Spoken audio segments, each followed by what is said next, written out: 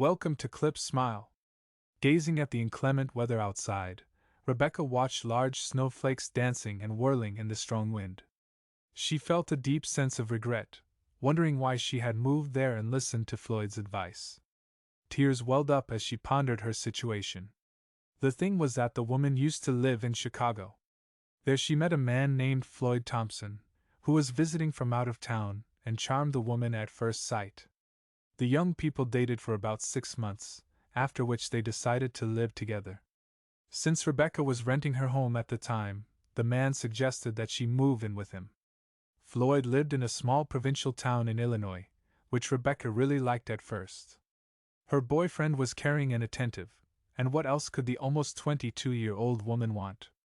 Unfortunately, as soon as the young people got married, life together cooled their hearts previously heated by passion.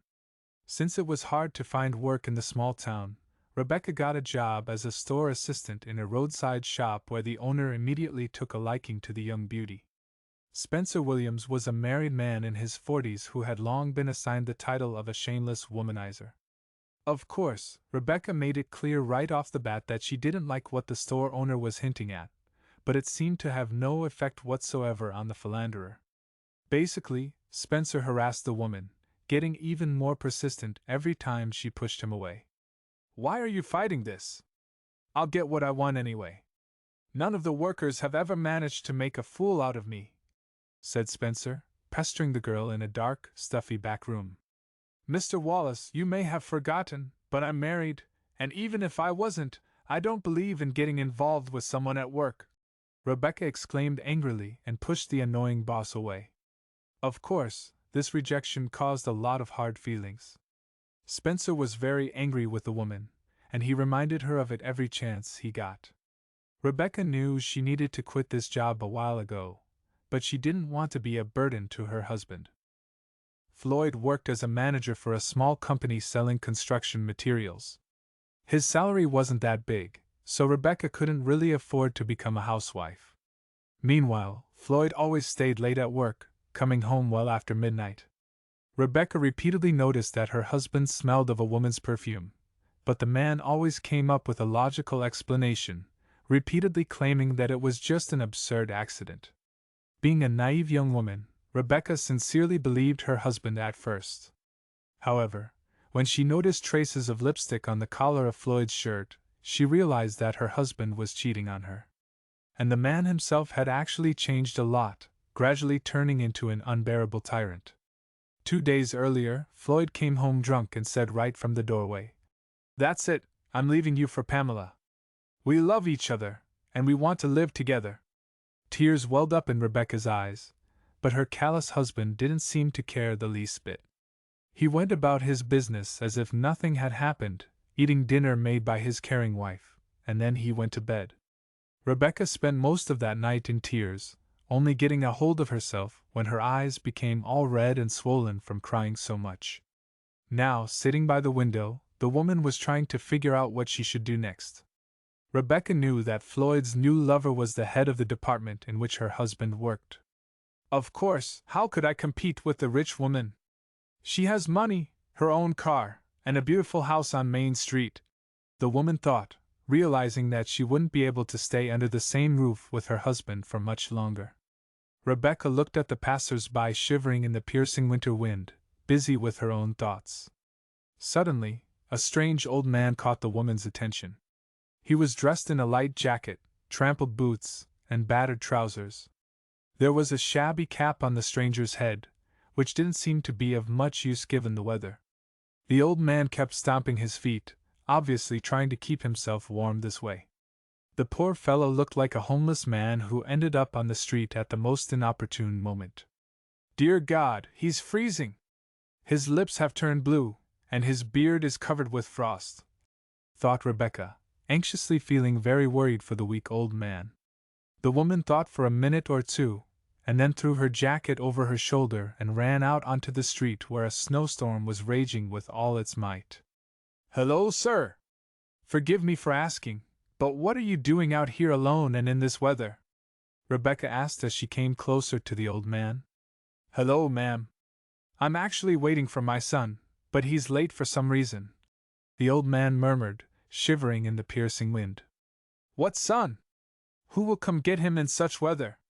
He's probably just out of his mind, Rebecca thought, trying desperately not to let her realization show on her face. Taking the stranger by the hand, the woman almost forced him to go inside the house, where she immediately seated him in an armchair in front of the bright, burning fireplace. Then Rebecca brought the old man a change of her husband's clothes so that he could dry out his wet gloves. Thank you, ma'am. I'm very grateful. At least 24 people passed by me today, and you're the only one who offered to help, the old man said, with tears in his eyes. And when Rebecca poured a hot tea for the stranger, a huge smile appeared on his face. Taking a sip of the tart, burning drink, the old man said his name was Richard Miller. My son will certainly come pick me up as soon as the blizzard subsides a little. We're going to Chicago together, the stranger added, stretching out his wrinkled hands towards the fireplace. Mr. Miller no longer seemed crazy to Rebecca. As it turned out, he was an ordinary old man who was tired of loneliness and illness and decided to move to live with his son in the big city. Mr. Miller stayed at Rebecca's house until noon, and after thanking the girl heartily, started getting ready, afraid to miss his son's arrival. Be careful, Mr. Miller, and feel free to come back if you need to, the woman said in parting. Rebecca was very doubtful that his son would come for him in such a blizzard, but as soon as the old man went out into the street, an SUV covered in snow slowed down next to him. There were 2 more cars behind, which apparently had bodyguards in them. Opening the passenger door, Mr. Miller turned around and took one last look at the house where he was treated with so much warmth and respect. Then he smiled and got into the huge Ford. Rebecca smiled back and waved at the departing car. The woman was very happy that she got to do something nice. She helped the old man out, and she was feeling good about it. Rebecca felt tears welling up in her eyes as she realized that the old man wasn't crazy at all and was, in fact, waiting for his son's arrival. The woman was about to close the front door when she saw a rapidly approaching car. The Chevrolet roared its engine, strainingly pushing its way through the snowdrifts that were blocking its path. To Rebecca's great amazement, the car pulled up in front of her house. Who could it be, especially in this weather? The woman thought as she zipped up her jacket. But when the driver's door of the Chevrolet opened, Rebecca saw a woman sitting behind the wheel. Her face seemed very familiar. So, are you just going to stand there and stare at me, or will you invite me to come in eventually? Asked the stranger, dressed in a fur coat, smiling. Diana, is it really you? How did you get here? I haven't seen you in so long. Come in, exclaimed Rebecca, cordially opening the door for the woman. Diana lived in Chicago and was her best friend, with whom she always shared all her most intimate secrets. Today's visit was no exception. Rebecca couldn't stop crying as she told her guest about her marital problems. Diana listened attentively to her friend and then took her hand and said, Wow, honey, tell me one thing, what are you still doing here in his house? So, I suggest you pack your things right now and go back to Chicago. I have a small business there now. You can stay with me until you get your own place. I'm renting a beautiful house downtown. You'll fall in love with it immediately. It costs me a lot, but that's life, you have to pay for everything.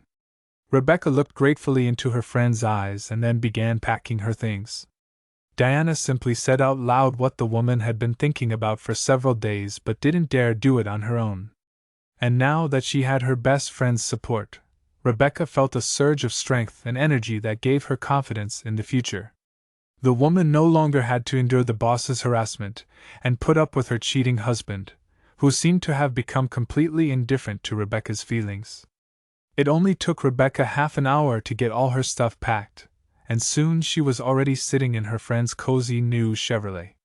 Diana smiled encouragingly and started the engine. Rebecca leaned back in her chair and closed her eyes. For the first time in days, the woman felt completely calm and relaxed. Rebecca felt that she was starting a new life, which would have no place for a womanizer boss and an unfaithful husband. Soon, the woman fell asleep, lulled by the measured noise of a running engine. She woke up only when the lights of Chicago were already visible ahead.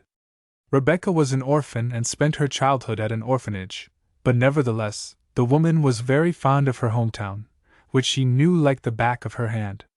When her friend showed Rebecca her rented home, she couldn't help but scream in surprise. "Oh God, it's so beautiful and cozy here! It's an amazing place," the girl said with a light in her voice. "Yes, the place is nice. I'm thinking about buying it, and I've already started saving up money. I hope that in 5 years I'll get the amount I need," said Diana, admiring the beautiful view outside the window. Rebecca only sighed in response. Ashamed that she would be living with her friend for free, but Diana didn't even want to hear anything about it, and insisted that Rebecca should stop worrying. "Don't worry, settle in, relax, come to your senses, and only then start looking for a job," advised her friend, giving Rebecca a pat on the shoulder as a show of support. But despite all Diana's exhortations, Rebecca started looking for a job the very next day. She began calling firms and offices, asking if they were hiring. Unfortunately, finding a good job wasn't all that easy, and her search took Rebecca a lot of time and effort. One day, when she was talking on the phone with yet another potential employer, someone knocked loudly and persistently on the door. Wondering who it could be, Rebecca opened the door and saw a delivery man with a letter in his hand. Having signed for the delivery, the woman saw that it was addressed to her. Rebecca carefully opened the envelope and then pulled out a sheet of stamps and typescript. Quickly running her eyes through it, the woman exclaimed in surprise, "Oh God, this can't actually be happening!" Then, when Rebecca calmed down a little, she read the bank notice again. It said that a bank account had been opened in her name, but the most surprising part was that the account had an amount with 6 zeros in it. At first, Rebecca thought that it was some kind of mistake, so she went to the bank, and they confirmed it. But the woman was even more shocked when she found out who opened the bank account in her name and deposited the huge amount in it. The mysterious benefactor of the astonished woman was Alan Miller, who turned out to be none other than the son of Richard Miller, the man she helped out a few days earlier in a terrible snowstorm. Upon learning who made the deposit, Rebecca couldn't contain her emotions and burst into tears right in the bank lobby. The woman couldn't believe that there were still people in the world who valued kindness. Rebecca didn't know that Alan Miller was a millionaire for whom the health of his father meant so much more than any amount of money. He didn't even know that his elderly father went out of his house in a blizzard and that he couldn't give back. However, he was very much impressed by what Rebecca did to help the old man when everyone else passed him indifferently. Soon, Rebecca used the money she got to buy the house Diana was renting.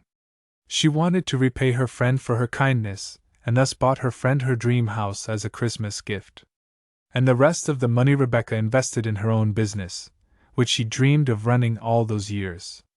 Not a day goes by when Rebecca doesn't say a mental thank you to Mr. Miller, wishing him eternal health and happiness for giving her such an opportunity in life.